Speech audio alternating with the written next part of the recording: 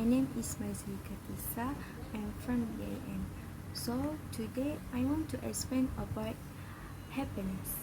So what is happiness? Happiness is an emotional state characterized by feeling of joy, satisfaction, contentment, and fulfillment. While happiness has many different definitions, it is often described as involving positive emotion and life satisfactions. When most people talk about happiness, they might be talking about how they feel in the present moment, or they might be referring to a more general sense how they feel about life overall. Because happiness tends to be such a broadly defined term, psychologists and other social scientists typically use the term subjective well-being when they are talk about this emotional stage. Just as it sounds, subjective well-being tend to focus on an individual's overall personal feeling about their life in the present. So, next, there are two key components of happiness or subjective well-being. So, first, the balance of emotion. Everyone experiences both positive and negative emotions, feeling, and mood. Happiness is generally linked to experiencing more positive feeling than negative. Okay? So, life satisfaction is related to how satisfied you feel with different area of your life, including your relationship, work, assessment, and other things that you consider important. So there are many different ways of thinking about happiness. For example, the ancient Greek philosopher Aristotle made a distinction between two different kinds of happiness is hedonia and eudaimonia. So first, hedonia. Hedonic happiness is derived from pleasure. It is most often associated with doing what feel good, self-care, fulfilling desire, experiencing enjoyment, and feeling a sense of satisfaction. So, eudaimonia, this type of happiness is derived from seeking virtue and meaning important, including feeling that your life has meaning, value, and purpose. It is excited more with fulfilling responsibilities, investing in long-term goals, concern for the welfare of other people, and live up to personal ideals. So, hedonia and eudaimonia are more commonly known today in psychology as pleasure and meaning, respectively. More recently, psychologists have suggested the addition of the third component, the related of engagement. They are feeling of commitment and participants in different areas of life. So, happiness has been shown to predict positive outcome in many different areas of life. So, the effect of happiness, there are 5 impacts. So, firstly, positive emotions increase satisfaction with life. Okay, next, happiness help people with stronger coping skill and emotional resources. And then, positive emotion are linked to better health and longevity. One study found that people who experience more positive emotion than negative, when we more likely to have survived over a 13 years period. Okay, so next, positive feeling increase resilience. Resilience helps people better manage stress and bounce back better when faced with setback. For example, one study found that happier people tend to have lower level of the stress hormone cortisol, and that this benefit tend to persist over time. Okay. Next, people who report having a positive stage of well-being are more likely to engage in healthy behavior such as eating fruit and vegetable and engaging in regular physical exercise. Okay, so next, there are 3 improving your happiness. Firstly, get regular exercise. Exercise is good for both your body and mind. Physical activity is linked to a range of physical and psychological benefits, including improved mood.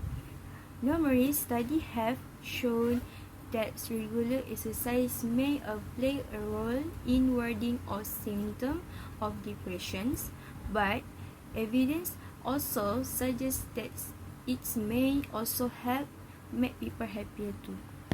So, second, show gratitude.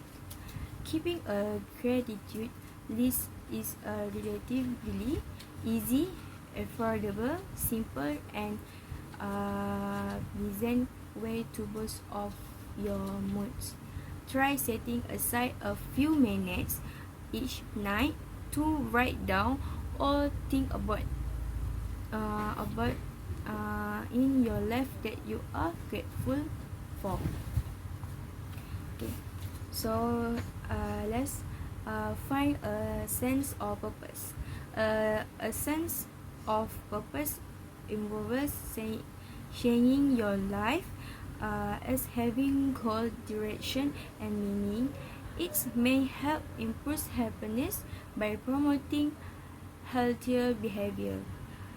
Something you can do to help find a sense of purpose includes explore your interests and passions, work to address injustice, look for new things your mind what want to learn more about.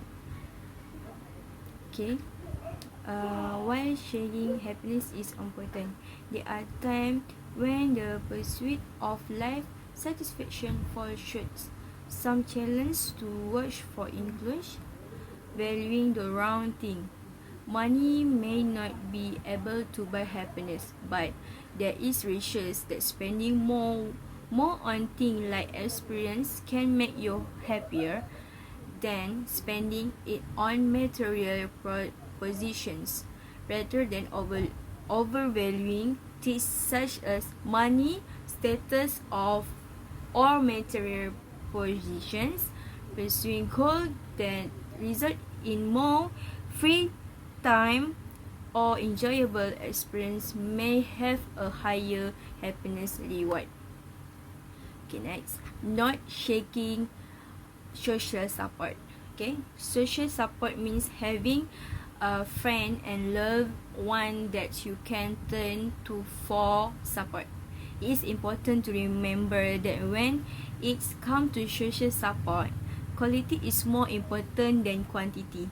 Having just a few very close and trusted friends will have a greater impact on your overall happiness than having many casual acquaintances. So next, thinking of happiness as an endpoint. Happiness isn't a goal that you can simply reach and beyond which. It is a constant pursuit that requires continual nurturing and sustenance. It is also important to consider how you personally define happiness. Happiness is a broad term that means different things to different people. rather than looking at happiness as an endpoint. It can be more helpful to think about what happiness really means to you and then work on small things that will help you become happier. This can make achieving this goal more manageable and less overwhelming. Okay, next, how to practice. Why some people just tend to be naturally happier. There are things that you can do to cultivate your sense of happiness. So firstly, pursue interest goal. Achieving goals that you are intrinsically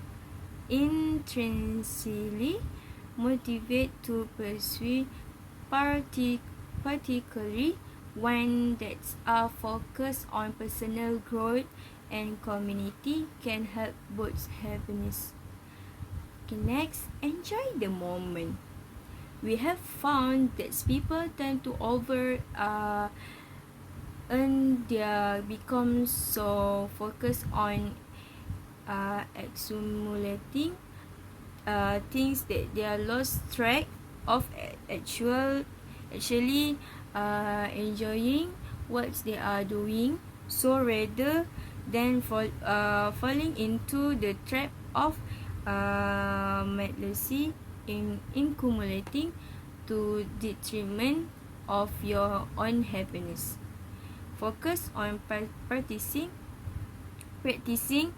gratitude for the things you have and enjoying the process as you go.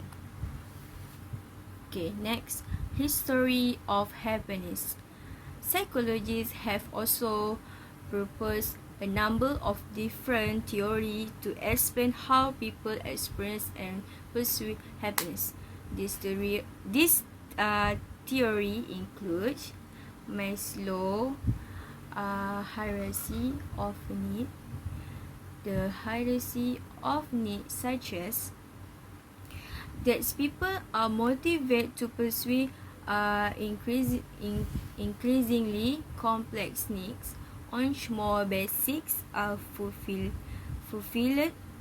people are then motivated by more psychological and emotional needs. At the peak of the hierarchy is the need for self-actualization, or the need to achieve one full potential.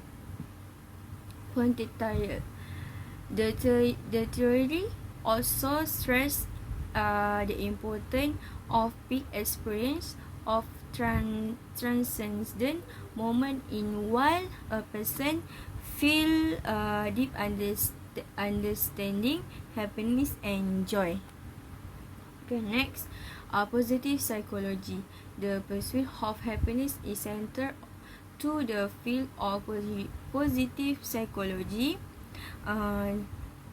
Psychologists who studies positive psychology are interested in learn why to increase positive and helping people live happier, more satisfying life. Okay, rather than focus on mental pathology, the field instead strive to find way to help people, communities and societies improve positive emotion and achieve greater happiness. Okay, so lastly, the conclusion is happiness can most certainly be fun and not just momentary pleasure, but genuine, long-lasting happiness, which is not something that's come to a person randomly. In fact, most people have to work very hard for a very long time to finally find happiness, to create the best possible version of it. Okay, So that's all. Thank you.